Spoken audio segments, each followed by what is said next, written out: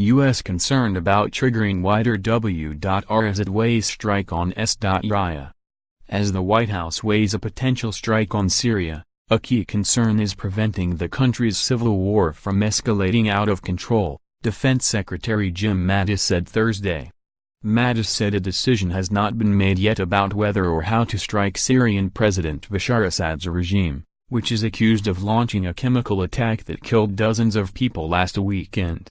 President Trump's National Security Council meets Thursday afternoon to discuss the issue. Mattis' remarks at a House Armed Services Committee hearing came a day after Trump taunted Russia, warning of an imminent attack in Syria.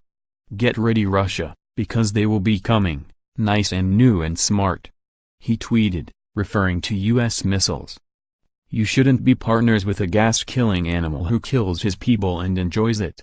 More, French president claims proof Syria used chemical weapons in deadly attack. More, Donald Trump says Syria attack could be soon or not so soon at all. More, President Trump's options on Syria likely limited to cruise missile strike. Experts say Russia and Iran are backing Assad's regime in a complicated civil war that has raged for 7 years.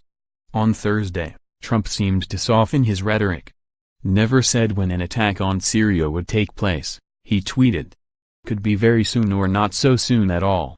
The U.S. is attempting to calibrate its response to be strong enough to deter Assad from further use of chemical weapons without destroying his government. A collapse of the Assad regime would lead to a political vacuum in Syria and a possible resurgence of the Islamic State.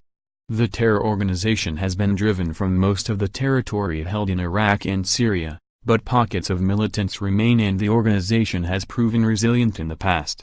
Asked about concerns in planning a strike on Assad's regime, Mattis cited worry over inadvertently causing civilian casualties and avoiding anything that would trigger a wider war. "On a strategic level, it's how do we keep this from escalating out of control, if you get my drift on that," he said. The U.S. launched cruise missiles at Assad's armed forces last year after a similar gas attack.